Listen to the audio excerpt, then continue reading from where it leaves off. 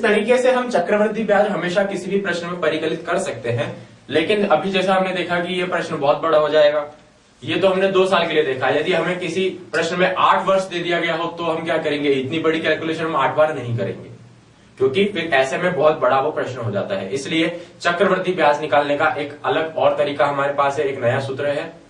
उस सूत्र के लिए सबसे पहले जो कुल देय राशि, अर्थात जिसे हम कहते हैं कि अमाउंट, अर्थात जो हमें वापस पूरा ब्याज प्लस मूलधन करके जो चुकाना होता है वो राशि निकालेंगे और उस राशि के बाद हम ब्याज निकालेंगे। उसके लिए हमारे पास सूत्र होता है A बराबर P 1 प्लस R/100 की घात n। यहां पर A जो है वो अमाउंट को दर्शाता है, अमाउंट अर्थात कुल देय राशि।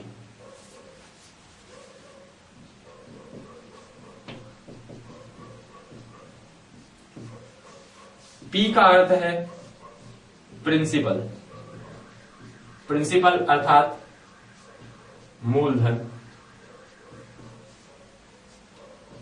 R का अर्थ है रेट अर्थात ब्याज दर, और N है समय।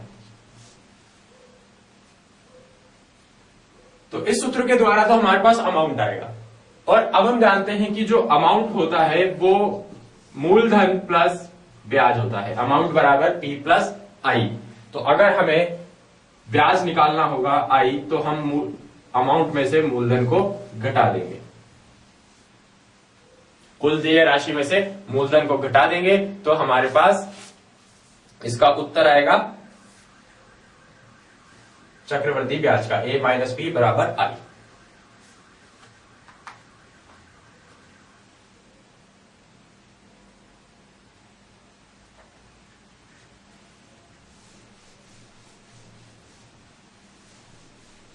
अब हम इस पर आधारित एक प्रश्न देखते हैं कि 12,600 रुपए का 2 वर्ष के लिए 10% की वार्षिक दर से चक्रवृद्धि ब्याज हमें ज्ञात करना है। प्रश्न ये कह रहा है कि मूलधन है हमारे पास 12,600 रुपए, ब्याज दर है 10%, समय है 2 वर्ष। तो चक्रवृद्धि ब्याज हमें ज्ञात करना है। हम निकालेंगे पहले सूत्र A बराबर P गुणा 1 प्लस R/100 की घात n। A कितना होगा हमें नहीं पता, हम A निकाल रहे हैं। P 12,600 यानी कि मूलधन, 1 प्लस R यानी कि दर 10/100 की घात n, n यानी कि 2, यानी कि ये हो जाएगा A बराबर 12,600 गुणा 110/100 की घात 2, अर्थात A बराबर 12,600 गुणा 110/100 गुणा 110/100, बचा ये 126 गुणा 11 गुणा 11, यानी कि 126 गुणा 121।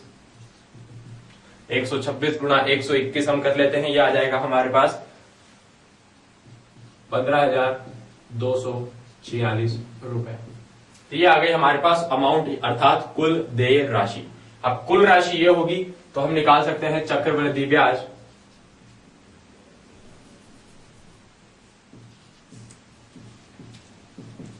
चक्रवृद्धि ब्याज बराबर कुल देय राशि माइनस मूलधन। देय राशि अर्थात A, मूलधन अर्थात P। तो देय राशि है 15,246 रुपए, इसमें से घटा देंगे मूलधन अर्थात 12,600 रुपए। 15,246 में से 12,600 रुपए घटा दीजिए, आपके पास आ जाएगा कि आपने कितनी अतिरिक्त राशि दी है, अर्थात कितना अतिरिक्त ब्याज दिया है।